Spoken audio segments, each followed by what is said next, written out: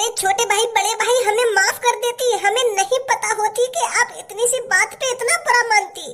इतना बुरा मानती? अरे हमने तेरे से एक हफ्ते से कहा होती कि हमको 2 रसियन मांगती और तू हमको चूतिया बनाती, एक हफ्ते से हमको इधर से उधर भगाती।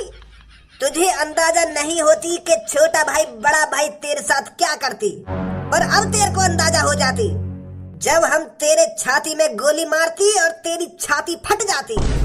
छोटा भाई बड़ा भाई तुम्हें कोई गलत फहमी होती, हम रसियन कहाँ से लाती, हम रसियन नहीं रहती, हम दुबई रहती। दुबई से हम तुम्हारे लिए सोना ला सकती पर रसियन नहीं ला सकती। ओए हमें अच्छी तरीके से पता है कि दुबई में ही रसियन मिलती है। अरे छोटा भाई दुबई में रसियन नहीं मिलती, दुबई में सोना मिलती। रसियन रसिया में मिलती, दुबई में नहीं मिलती। चुप कर साले, नहीं तो तेरी जबान 2 सेकंड में बंद करवा दूंगा। हमें चूतिया बना रहा है। अरे अमीर लोग दुबई में रहते हैं और अमीर लोगों की पसंद रसियन होती, और जहां अमीर लोग रहती वहीं पर रसियन होती। और तू हमारा चूतिया बना रहा है रसिया बताकर। निकाल हमारे 2 लाख रुपए। 2 लाख रुपए तो झड़ ले गया कि मैं एक हफ्ते के अंदर आपके लिए 2 रसियन ले आऊंगा। कहाँ है हमारी रसियन? या तो हमको 2 रसियन ला के दे, नहीं तो हमारे 2 लाख रुपए वापस कर दे, नहीं तो तेरा खोपड़ा उड़ा देंगे यहीं पर। तू जानता नहीं है अभी हमको। इस शहर के नामी गुंडे हैं हम, नामी गुंडे। वो हमें पता होती कि आप बहुत खतरनाक होती, पर तुम्हारे 2 लाख रुपए खत्म हो गई होती। 2 लाख रुपए खत्म कर दिए तूने? अरे हमने तेरे को 2 लाख रुपए खाने के लिए दिए थे या 2 रसियन लाने के लिए दिए थे? अरे पर आप रसियन 6,000 रुपए में इंडिया से ही ले आती। हमें पुरानी रसियन नहीं चाहिए होती, हमें दुबई की नई रसियन चाहिए होती। और हम तेरे पे विश्वास करके तेरे को 2 लाख रुपए देती और तुम पैसे को खा जाती। शायद तुझे नहीं पता होती कि छोटा भाई और बड़ा भाई को धोखा देने का अंजाम क्या होती, और वो चीज तेरे को अब पता चलती जब हम तेरी छाती में गोली मारती और तेरी छाती को फाड़ देती। सस्ते हबीबी, अब मैं 10 तक गिनूंगा। या तो हमारे 2 लाख रुपए वापस कर दे, या हमें 1 घंटे के अंदर 2 रसियन चाहिए। 1। मुझे 1 महीने का टाइम देती, मैं तेरे 2 लाख रुपए वापस कर देती। 2। सिर्फ 15 दिन का टाइम देती, 15 दिन का। 3। 4। मैं आपके लिए इंडिया की रसियन लाती, सिर्फ 12,000 रुपए मेरे को देती और मैं 2 घंटे के अंदर इंडिया की रसियन लाती। आपका जितना मन करती आप उनको खूब बजाती। 5। 6। मारा मत मोको, मेरा बालक बच्चे, प्लीज छोटा भाई बड़ा भाई मोको मारा मत। 7। 8। हे ऊपर वाले मेरी रक्षा करना। 9 और ये 10। साला छोटा भाई बड़ा भाई को धोखा देगा। छोटे भाई, इसकी बॉडी को ठिकाने लगा दो। भाई तुम्हारे पीछे कोई गंजा खड़ा है और उसने हमको मर्डर करते देख लिया है। लगता है आज 2 लोगों को निपटाना पड़ेगा। ओ भैया, कोई ऐसा वैसा आदमी मत समझो यार हम भी गुंडा ही हैं। मैं काहे थे ना कहने वाला कि तुमने कई आदमी को मर्डर कर दिया है। मैं भी एक गुंडा हूँ। साले गंजे हमें चूतिया बना रहा है। तो जैसे 1.5 पसली भी गुंडे होते होंगे कोई? हाँ? ना शरीर पे चर्बी और बात गड़मरी, ऐसे भी गुंडे होते ही कोई? अब साफ साफ बता कौन है तू और क्या कर रहा है यहाँ पर? भैया मैं भी गुंडा ही हूँ और मेरे बॉस कालिया बॉस है, कालिया बॉस। तुम यहाँ शहर के गुंडा और हम अपने शहर के गुंडा है, बस यूँ फर्क है हमें। कालिया बॉस है ना, जानो का तुम? मोला का कालिया बॉस तो तुमसे मिले शायद। अच्छा, वो कालिया जो किसी भज्जी नाम के लड़के से पिटता रहता है? वो गुंडा जो 15-16 साल के लड़के से मार खाता रहता है? अरे तुमसे किसने कहा था गुंडा बनने के लिए? तुमने हमारा नाम और बदनाम कर रखा है। बड़े भाई अभी हमारे दिल सीधे नहीं चल रहे हैं, नहीं तो किसी टाइम हमारा भी जलवा था। जिस तरह तुम्हारा यहाँ पर जलवा है ना, उस तरह हमारा भी कभी जलवा हुआ करता था। अभी नेक्स्ट टाइम से खराब चल रहा है हमारा। वाह लड़का के आ जाने पे टाइम भी सुधरेगा कभी हमारा? ऐसा तो है ना कि हरदम ही खराब चलता रहेगा। हाँ बता किस लिए आया यहाँ पर? वो नेक मदद सी चाहिए तुम्हारी। कालिया बॉस ने मोते कही है कि छोटा भाई बड़ा भाई को बुला ला, वो नेक हमारी मदद कर देंगे। वो कहा है ना, वो लड़का अब गांव को सरपंच बन गया, तो वाने हमारे कालिया बॉस जेल में बंद करा दिए हैं।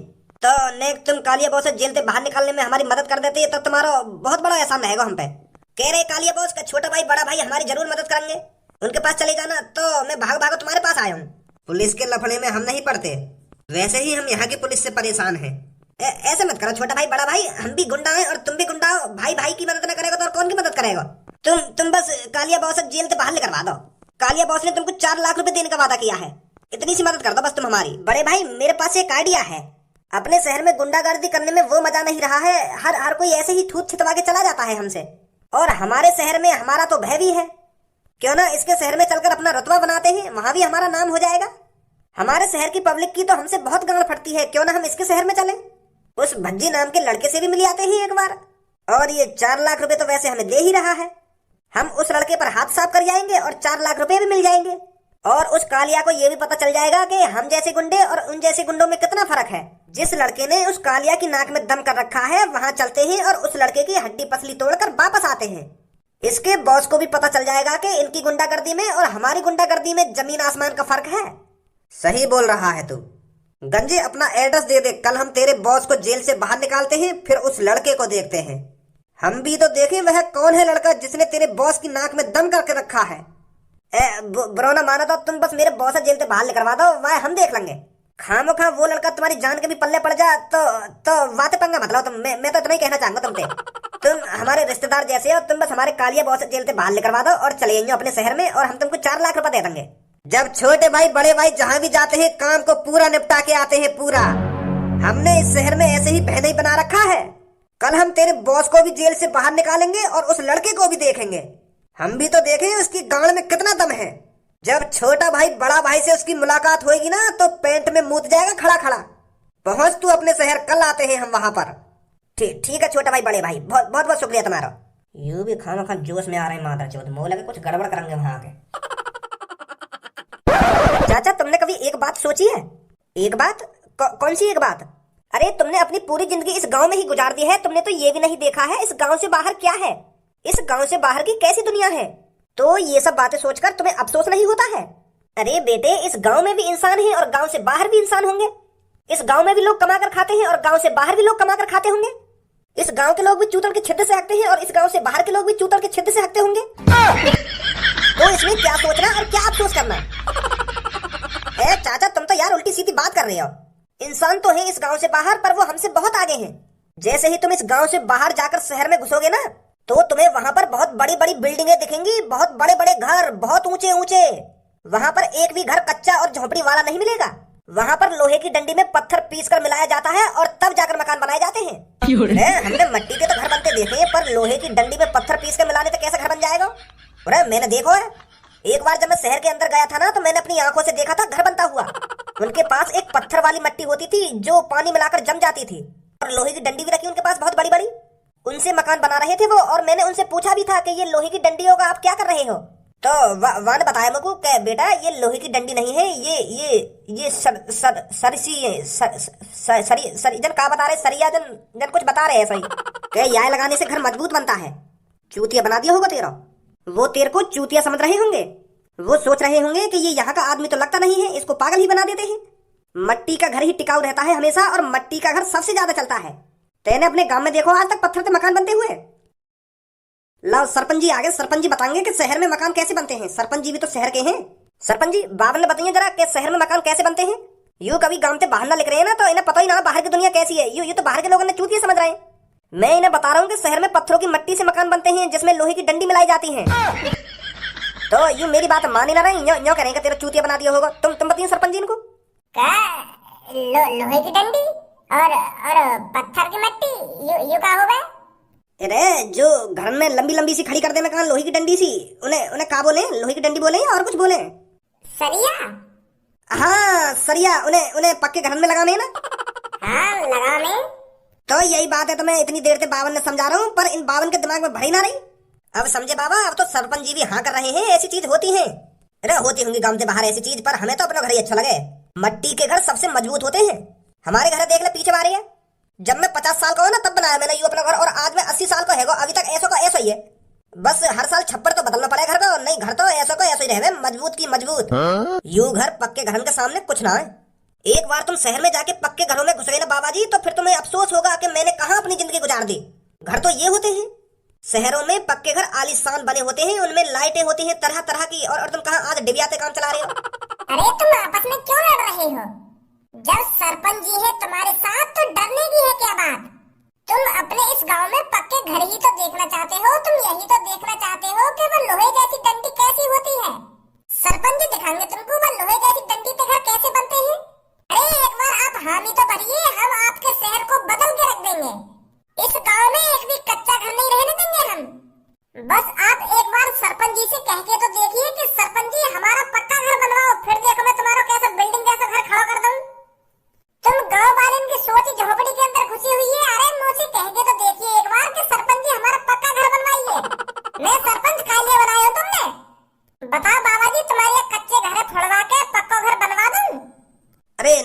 जी, मोए पक्के घर की कोई जरूरत ना है। मेरे को तो अपनी कच्चे घर से कोई चीज मजबूत नहीं लगती है। अरे हमारा घर भी तो पक्का ही है। 30 साल हो गए मेरे घर को, 30 साल आज तक टस से मस नहीं हुआ है। और तुम इसे फोड़ने की बात कर रही हो। एक बात बताऊं बाबा, तुम्हारा भी वह कुआ के मेढक मारे ही ढंगे। वह कुआ के मेढक भी जाके बताया जावे ना कि यह कुआ के बाहर एक समुद्र नाम की भी कोई चीज है, तो वो कुआ का मेढक विश्वास न करेगा यह बात पे। वो यूं सोचेगा कि यह कुआ के बड़ी का चीज हो सके। और तुम्हारा भी यूं ढंगे। यूं कच्चे घर पक्के कैसे है जाएंगे? मैंने हमें एक लात मार दिया भी गिर जाएगा ये। और तुम पक्के घर में कितने भी लात भूसा बजा लिए, अगर तुम वहां टसते मत कर दो, मट्टी मट्टी हो गए और सीमेंट सीमेंट हो गए। और तुमने कहा मैं सरपंच झक मारने के लिए बनाया हूं? जब मैं तुम्हारी मदद ही न कर सकूं तो मैं खाम का सरपंच बन के करूंगा का? ना तुम पक्का घर बनवा रहे हो, ना तुम पक्की सड़क बनवा रहे हो, बस कब तुम्हारी लड़ाई झगड़े में सुलझाने के लिए बनूंगा मैं सरपंच। काई लड़की की शादी नहीं रही है, बाको लड़का ढूंढो, काई बुड्ढे बुढ़िया को तलाक है, बाको तलाक ना है ना, ऐसी चीजें करने के लिए बनूंगा मैं काम का सरपंच। अरे कुछ काम तो करवाओगे, कब तक खेत में लोटा लेके जाके हगोगे तुम? संडास बनवाओ अपने लिए, घर पक्के बनवाओ मेरे से, सड़क पक्की करवाओ मेरे से। अरे जब हमारे पास घर है, अरे जब हमारे पास सड़क है, तो हम इन चीजों को फुड़वाकर दोबारा क्यों बनवाएंगे? इस कच्चे घर में भी हम सोएंगे और उस पक्के घर में भी हम सोएंगे। इस कच्ची सड़क पे भी हम चलेंगे और उस पक्की सड़क पे भी हम चलेंगे। और पक्की सड़क बनवाने का फायदा तब है अगर हम चलने की जगह उड़ने लगे पक्की सड़क पे, तब तो कुछ फायदा है। अगर हम पक्के घर में सोने तो बूढ़े न होने, तो पक्का घर बनवाने में भी फायदा है। कच्चे घर में भी सोना ही है हमें और पक्के घर में भी सोना ही है। मन तो ऐसा कर रहा है मेरा, एक ईंट उठा और ये बुड्ढे की खोपड़ी में मार दे। गाँव बुड्ढा पता ना कौन सी दुनिया में जी रहा है। अब मेरी बात कान खोल के सुनो गांव वालों। भज्जी गांव का सरपंच तुम्हारे गांव का भला करने के लिए बना है। जब गांव का भला होगा तो तुम्हारा भी भला होगा। जब तुम्हारा गांव तरक्की करेगा तो शहर से लोग आएंगे तुम्हारे गांव में घूमने के लिए। जब गांव तरक्की करेगा तो गांव में सुविधा भी बढ़ेंगी और उससे तुम्हारा फायदा है। अब तुम्हें बताओ, तुम्हारे गांव में कच्ची सड़कन पे काई की 4 पहिए की गाड़ी आई है? या गांव में 4 पहिए की गाड़ी आई कहाँ से जाएगी? 4 पहिए की गाड़ी को चलने के लिए पक्की सड़क तो होनी चाहिए। तुम्हारे गांव की कच्ची सड़कन में जगह जगह गड्ढे तो हुए पड़े, 4 पहिए की गाड़ी कैसे चल जाएगी इन पे? तो इसलिए हम कह रहे हैं, हम आपकी गांव की कच्ची सड़कों को पक्का कराएंगे ताकि 4 पहिए की गाड़ी आपके गांव में आ सके और जा सके। उस 4 पहिए की गाड़ी को देखकर आपका भी मन करने लगे कि काश मेरे पास भी एक ऐसी ही गाड़ी होती। आपकी उस गाड़ी को देखकर सोच बदलेगी। आप ये सोचने पर मजबूर हो जाएंगे, पहले हम कैसी जिंदगी जी रहे थे। गांव वालों, लोटा से गांव धोने के जमाने चले गए हैं। शहरों में इंग्लिश लैटरिन चल रही है, इंग्लिश लैटरिन, जो आपकी गांव को खुद पे खुद धो देगी। गांव की टट्टी से हाथ भी नहीं लगाना पड़ता है, गांव की टट्टी अपने आप साफ हो जाती है इंग्लिश लैटरिन में। नेक घंटे समझा दे, सीधा सीधा ही बोल रहा है कि गांव की टट्टी ना गांव की टट्टी। गांव वालों, हमारी साफ सीधी बात है, अगर तुम अपने गांव के पक्के घर बनवाओगे तो हम गांव की सरपंची चलाएंगे। अगर तुम अपनी गांव की कच्ची सड़कों को पक्की करवाओगे तो हम गांव की सरपंची चलाएंगे। तुम्हारे इन लड़ाई झगड़े में सॉल्व करने के लिए गांव के सरपंच न बने हम। कल सोच को बता दिया हमें। यार गांव वालों की सोच ही 1965 की वीक है। कोई सरिया को लोहे वाली डंडी बोल रहा है और सीमेंट को पत्थर वाली मिट्टी बोल रहे हैं। चूती जी सास के सब। वाह, सासके की चोर की शकल देख के एक बार को हंसी भी आवे और गुस्सा भी आवे। गाड़ू मनोरंजन कर तो रहेगो हमारो। ऐसी ऐसी बात करेगो, ऐसी ऐसी बात करेगो, बाकी बात न सुन के मुँह तो अंदर ही अंदर हंसी आवे। देख रहे क्या कॉन्फिडेंस से बोल रहा हूँ कि मैं 24 घंटा से ज्यादा जेल में नहीं रह सकता। किसी न किसी तरीके से मैं भाग जाऊंगा। क्या मैं हवा के झोंके की तरह हूँ? क्या मैं हवा के झोंके की तरह हूँ सास को? बात तो सही बोल रहे हो तुम पुलिस इंस्पेक्टर। मैंने भी कही नहीं कि तेरे 24 घंटे नहीं देखेंगे हम। 18-19 घंटा तो है जेल में पड़े पड़े। 5-6 घंटा की बात और है। जैसे 24 घंटा है जाएंगे ना तो सास के कानी कानी बजाऊंगा मैं।